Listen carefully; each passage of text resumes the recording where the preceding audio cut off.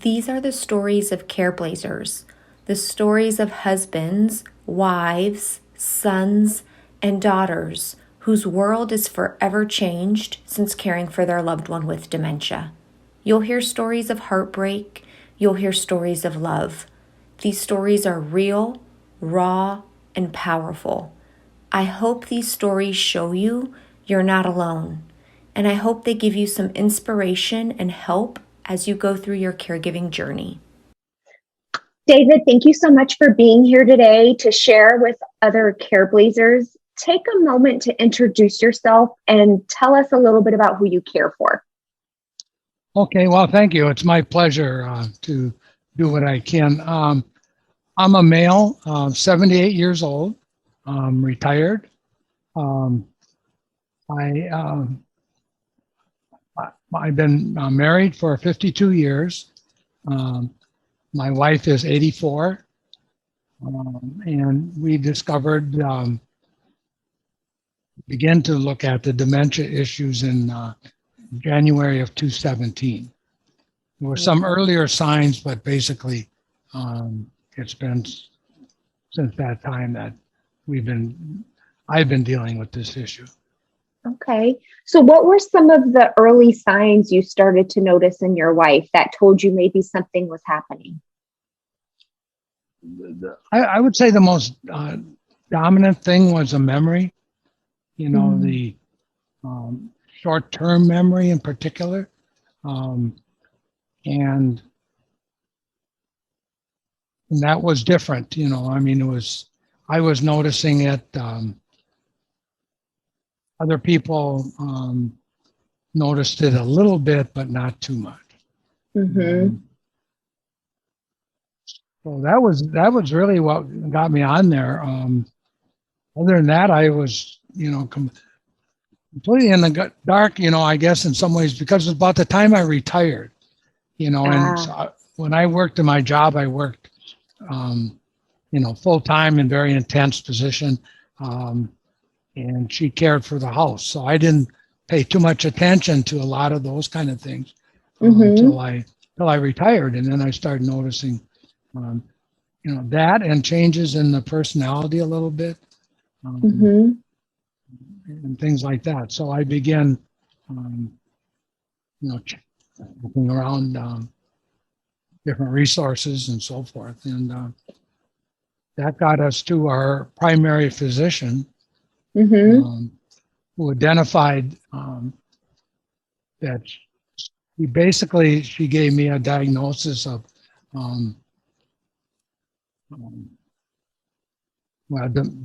she actually didn't say dementia, it was another term she used. And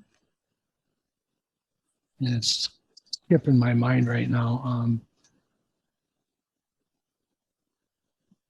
But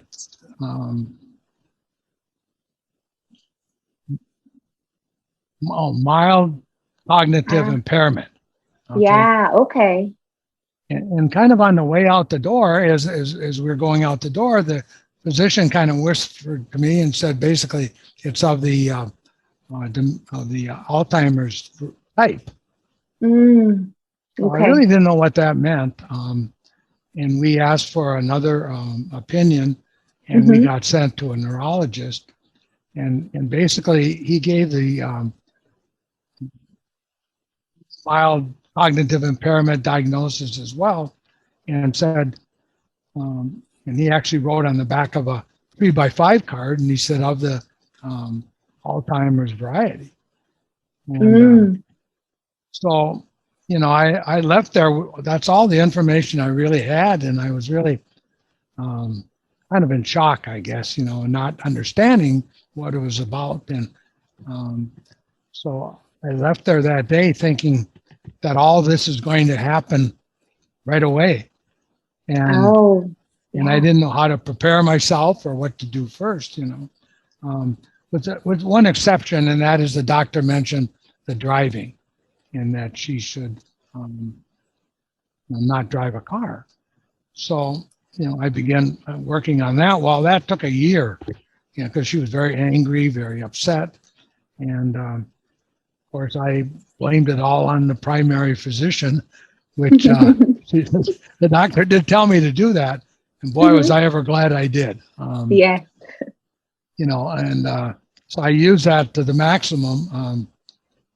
And the thing was that she would have taken in the communications with the Department of Motor Vehicle, if she would have passed this written test, she could have gotten her driver's license back.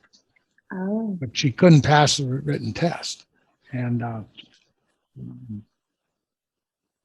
the other thing, right up front is with my wife, she has that condition, I guess it's called, anosognosia. Anosognosia? Yes. Yeah. And to this day, she has it. I mean, she has no idea that she has anything different, nothing at all. So that's why, part of this game, I guess, has been, I've been kind of dealing with it from my end, but yet, she's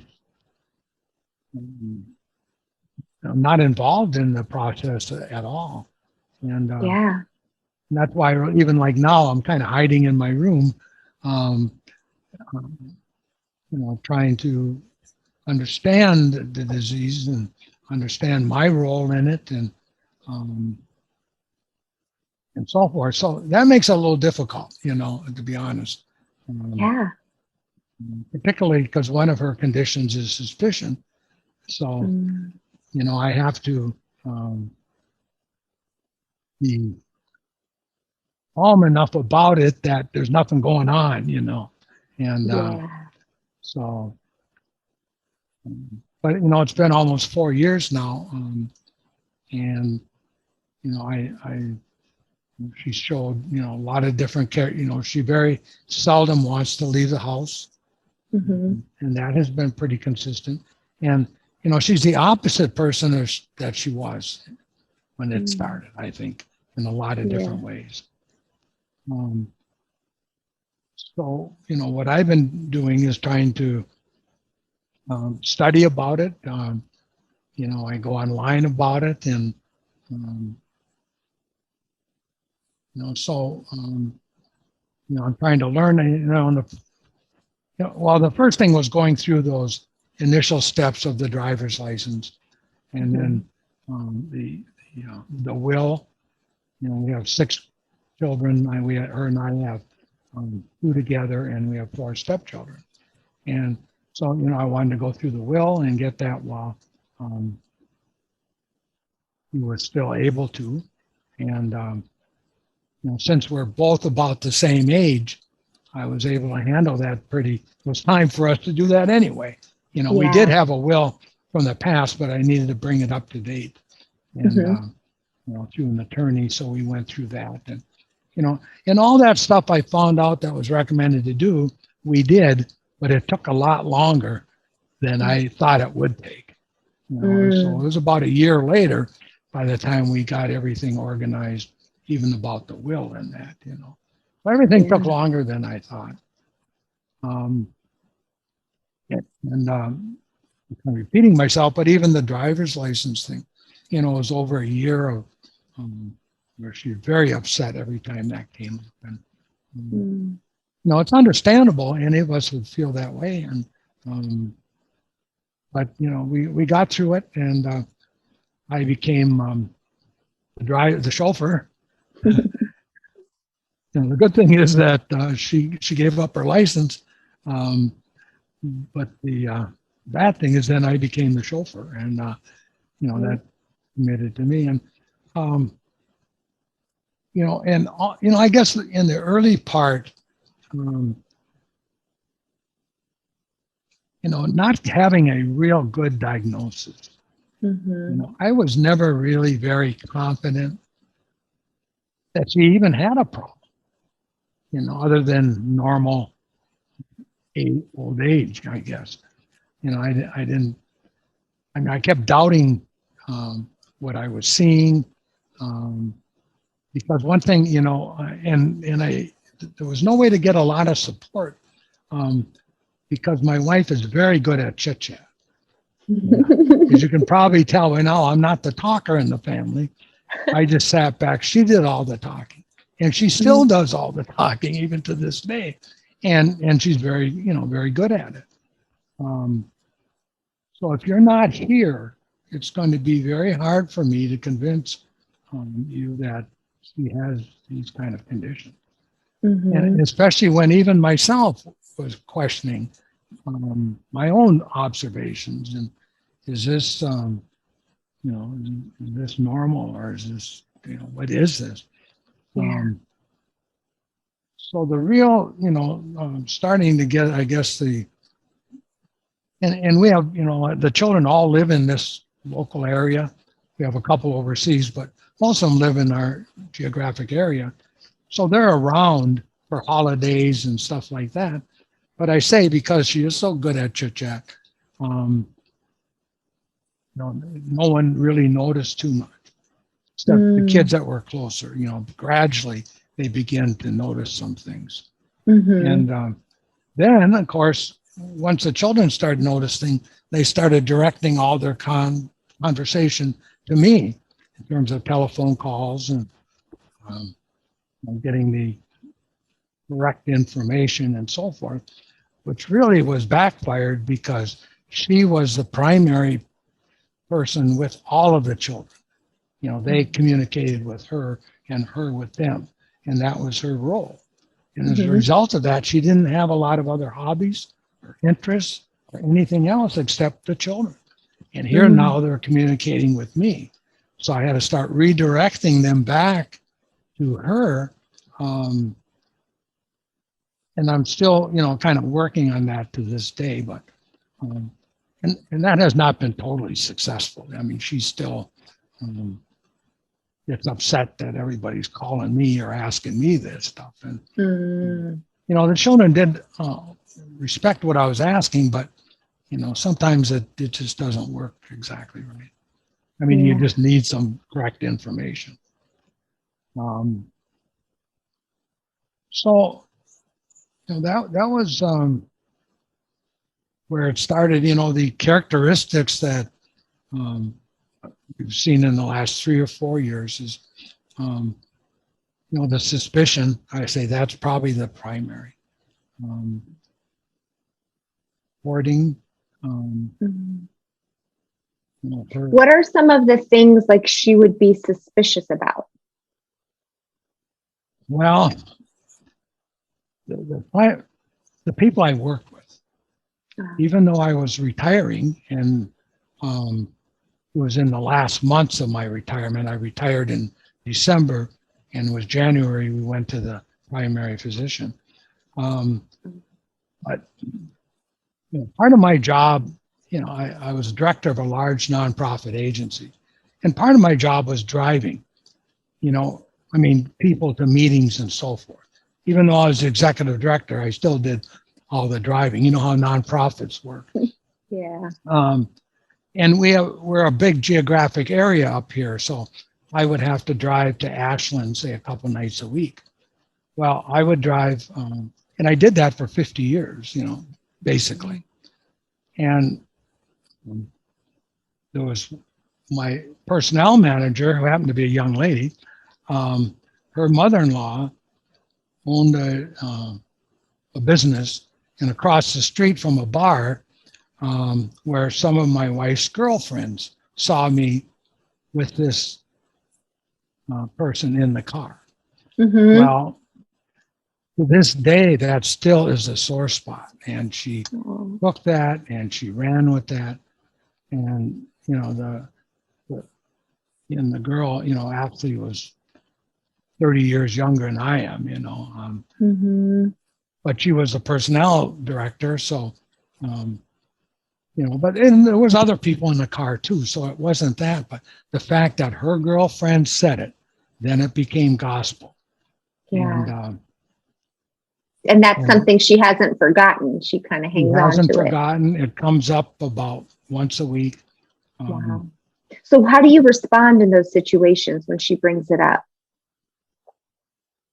Well, I try not to say too much. I don't, I've told her several times, I said, that's not true, and stuff like that. And my daughter, who did get my job actually when I retired, now does the same thing that I do. And her and this girl are very good friends. And my daughter just gets totally upset with her mother when she does that, but there's just no stopping her, and so that suspicion, is about everything else, and so as a result, she doesn't like me to leave the house. She really doesn't. I'm also a member of Alcoholics Anonymous, and I go to AA meetings, and I was going to them, but then came the pandemic. So that actually kind of worked in my favor because then they have Zoom meetings. So I come in here and I go to the Zoom meetings through there, So that has been good for me. But she now, this room is a kind of like an office on our main floor in our home. But she regards me going in here almost as much as leaving the house, So, yeah. But she tolerates it. I've drawn the line on my AA meetings. I did a fib for tonight to get in here to get some What did privacy. you say? I told her I had another meeting, an AA meeting. Yeah. She does respect that because I've been in AA and sober for 48 years. So she knows that's part of my life. And whether she remembers or not, I'm not sure, but I think she senses it at some level. Yeah. And then, one of the early things I remember is learning the role of caregiver. Because like I say, my wife and I were very good at raising children and getting their needs met generally. But she took care of the house and I took care of the money and the outside, my job, and like I say, I worked, the director, you work day and night really. And I did for most of that 50 years. And she took care of the house and the children. So, that,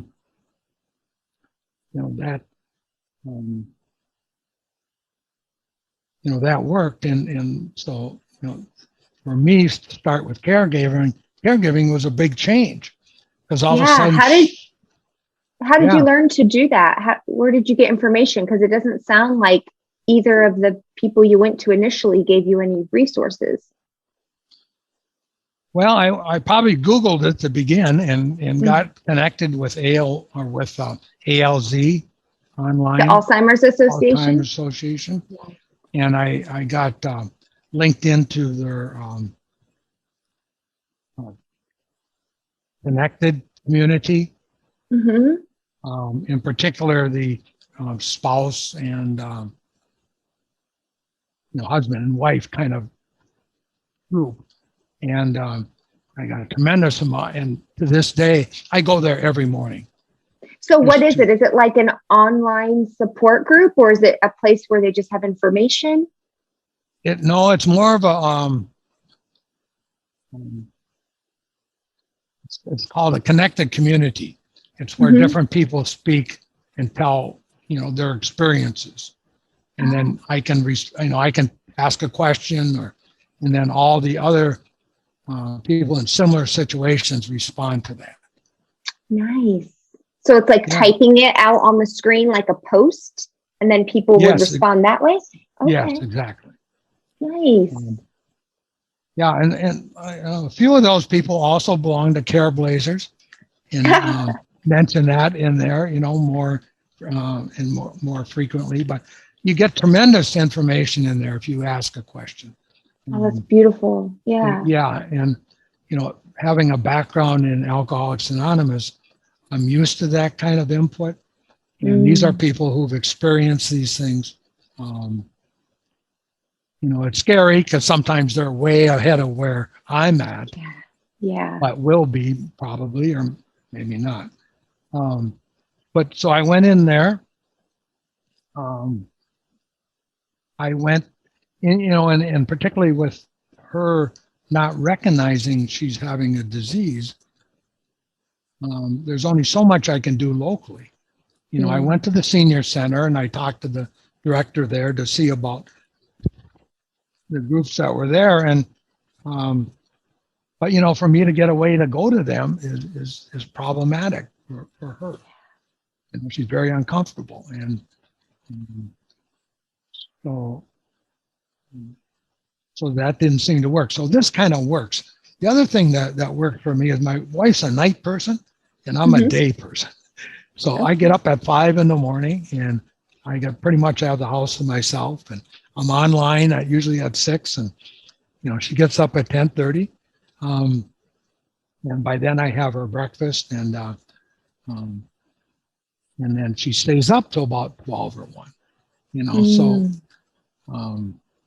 that is becoming a little problematic as well. But yeah, are you able to sleep while she's up, or is she making noise and maybe there's some safety issues there? Like, how is that going? Well, it is, to this point, it's going pretty well. Great. Yeah, yes, I am able to sleep.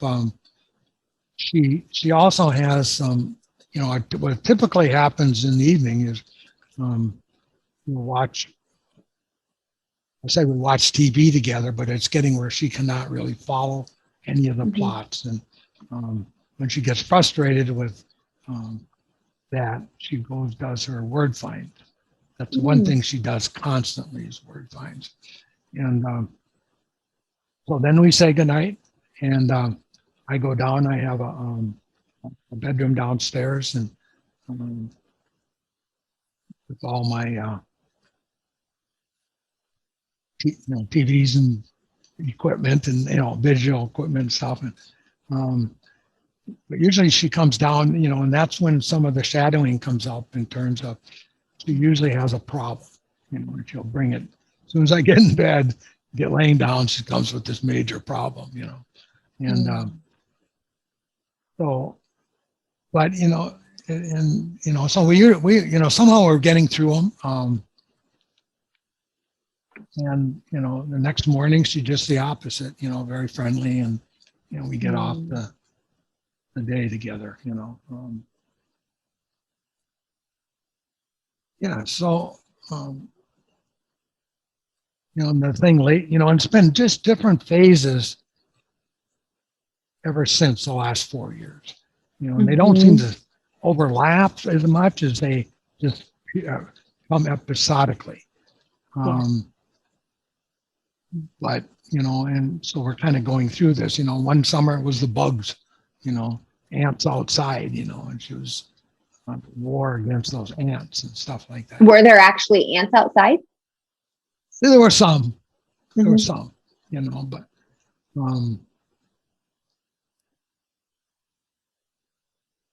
and then, and then somewhere in that process, she did stop cooking. She said she couldn't follow the menu. So I began to, take that over. And we tried, other things. We tried Meals on Wheels and stuff like that, but none of that worked for a very long time for us. So we're back to me preparing the meals, and it's working. I'm getting better. It's more what I'm learning. Yeah. And with some of her changes, she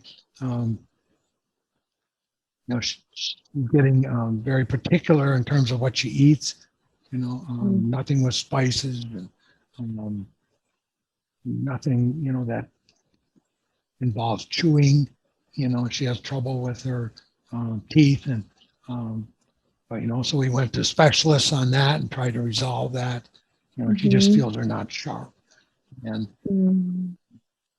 so, it got a little resolved for a while, but now we're back where I'm just learning how to cook better with softer foods and so forth. So that's a lot of change for you, coming out of retirement and jumping right into a entirely new role, managing the home and the food and things that you never really did before. Absolutely. Absolutely. Yeah. What do you do for, I mean, it sounds like the Be Connected group and the Alcohol Anonymous groups are probably super helpful for you, but what do you do for self-care, just to cope emotionally? Any practices that you do that you find are really important and help you stay in a good headspace as you go through this journey? Well, as I mentioned already, that site, I did attend your class on making friends with stress. Uh-huh. That was, a couple of years ago, but, Mm-hmm. that was helpful, in terms of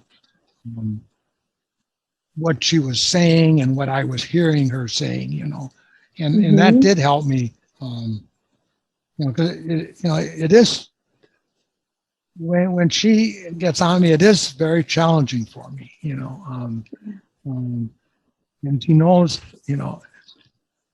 I know she's not doing it on purpose, but it sure feels like it.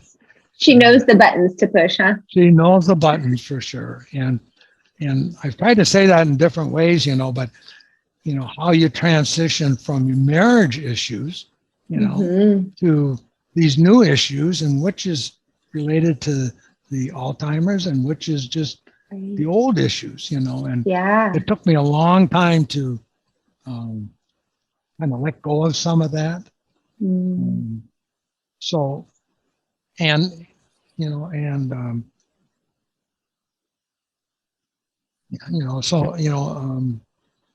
not a process, I do feel I've gotten better.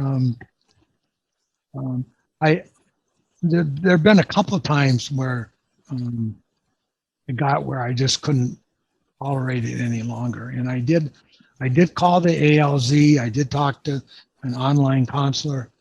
And that made a difference.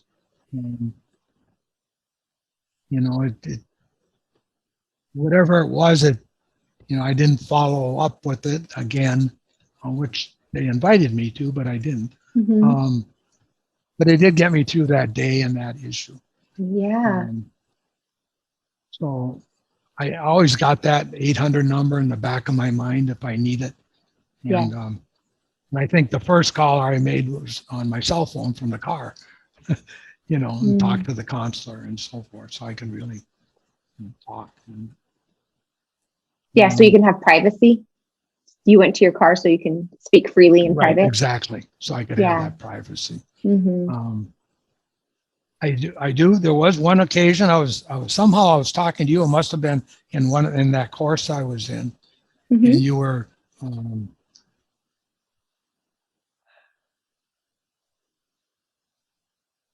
offering the opportunity for people to make comments and so forth. And I made some comments, and you acknowledged, I guess, what I was saying, and I just broke down really, because finally somebody acknowledged what I was feeling and heard me, and that was the thing, because it was nobody really to talk to, even that personal, that close. So I appreciated that, and it endeared me to your caregiver site and so forth. And because I do read on YouTube those weekly publications you make on the different aspects of it. I have a tendency to go from where I'm at and look for, what's out there to meet that need at that particular time, because it changes, depending on where my wife's at and so forth. But they're all been very helpful, and I use them. I mean, I use all the online resources I can get, mainly because I have the time zone that fits. And it's nice online sometimes because things can be there at any time of day, for the videos and things. You don't have to show up at a particular time, unless you're doing the live Zoom meetings. But like the care course and the YouTube videos and the Be Connected, I imagine, even calling the Alzheimer's Association 24/7, like it works around your schedule. Right. And, what I explained about, when my free time is, it is early in the morning. And so I try to, I've got Oh, resources I yeah. can reach out at that time. Yeah. Yes. It's nice that they're available when it's best for you. Right. Right. Yeah. Hmm. So, like, for instance, since you're here and you're in this meeting and your wife is, in the home, like, what she does crossword puzzles to keep busy. What other things does she do to occupy her day? Well, she does the dishes. Okay. Um, and, she does that very well. Um, and let's see, she does the laundry. If I Mm, mention to her that there's, the laundry's down there, I mean, she's just happy to do it. She really yeah. does, and she likes to be busy. Um, Mm-hmm. she's starting to do more of the outside work. Um, Mm, she sweeps the sidewalk um, many times a day. yeah. Um, she doesn't do, vacuuming or cooking or anything like that anymore, but I'm not sure why, but Mm-hmm. so And out of that's curiosity, about because, it. And okay. I've created some situations where, like, I have my granddaughter who's about 22, or no, check that, she's 20, and she has a young daughter who's just about 6 months. So they come every Wednesday just to visit with grandma. And Mm-hmm. I pay the granddaughter at market rate, so I get her to come. She would probably come anyway, but not as regular and not as good because, they're young kids starting out too, Yeah. She has other part-time jobs. So But what do you do during that time when she comes? And so your wife is with the grandchild, it's a social visit. How do you use that time to your advantage? well, I've been going to the library. Okay. I just try to get away, just get Yeah. out of the house. Um, we live right on Lake Superior, so I go out down by the shore there, and I do a little fishing when I can. Um, and I was going to the library, and then of course the library got closed this year because of the pandemic, and but then I still left, and I went to just ride around, or Yeah. just to get Yeah. out and get away from the situation. And it made a big difference. It makes a big difference, even that 3 or 4 hours. And Mm-hmm. then my granddaughter comes over. My wife is very happy to see her. Very happy that she's coming. Um, and usually they play a game of cribbage or two. And then Mm-hmm. sometimes I get back early and I end up um, playing a game as well, So um, that's it.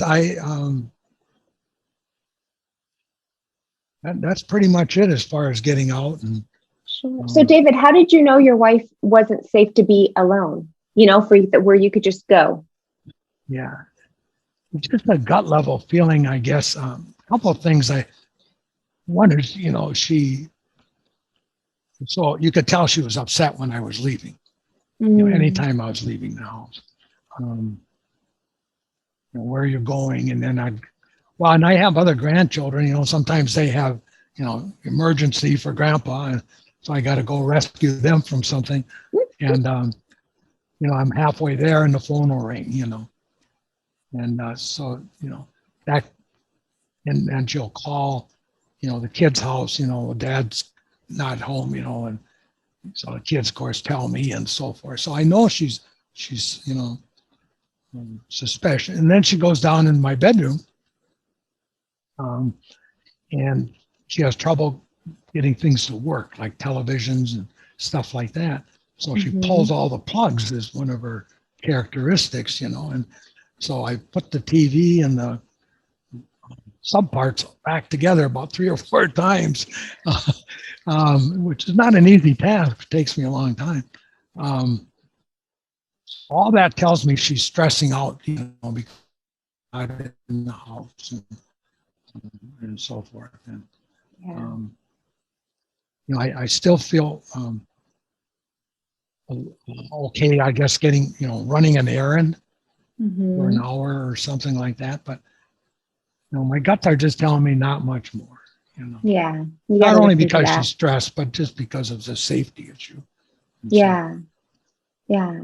I think it's wonderful you have your boundaries in terms of like AA is something you're going to do no matter what. Like you've set that even though she gets a little bit concerned about what you're doing in your office. You're taking that time to leave even though she gets a little bit concerned. I think that's beautiful because you're supporting yourself in addition to supporting your wife by being there for her and caring for her through this. So that's a great example you're setting for any Careblazer watching this right now. So yeah. And David, I want to thank you for sharing your story. And I'm wondering if you have any piece of advice or best recommendation you can give to other Careblazers who are in a similar situation to you, what you could tell them, something that might be helpful. Okay, I think the one thing, and I learned this on the Alzheimer Network from the other people in a similar situation, and that is take care of yourself. Mm-hmm. And I'm not sure exactly what all that means, but it turns me, well, like the example that you gave about me going to AA meetings, but also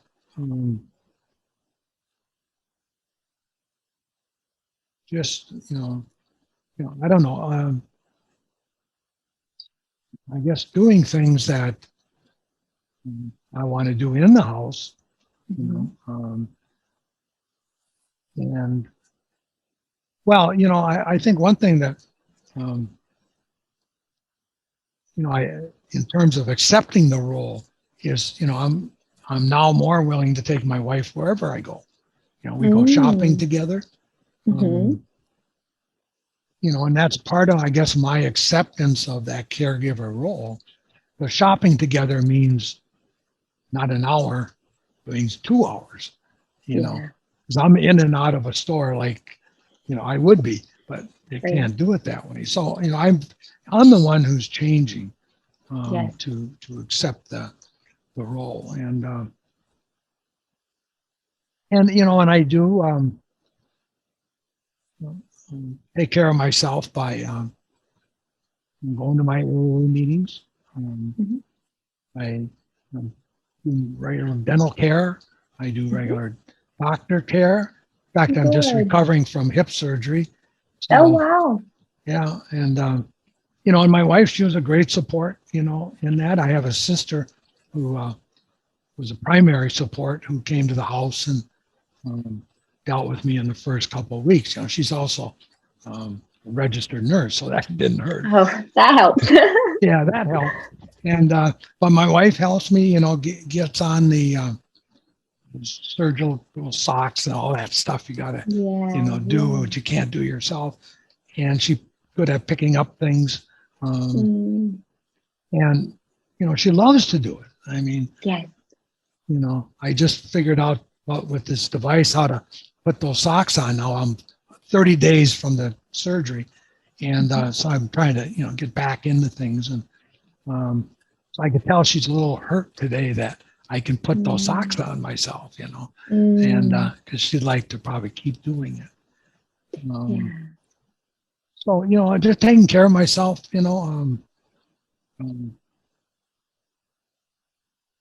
mentally and physically. And the other thing that I've learned out of AA that I carry, because at AA meetings, I don't talk about dementia. I talk about Alcoholics Anonymous issues. But I can feel the support. One of the things that I use from that AA is living a day at a time. And, that's what I applied that to this disease, because every day is going to be different. And I try not to figure out what's going to happen. And I try not to plan, being retired and, we have a decent income, so I don't have to work supplemental jobs or something. I can do that. So I try not to have a plan that's not flexible, Yes. Yeah. So, because, I still have, and I do take care of the responsibilities to grandkids and so forth. And some of them are young and need help, and,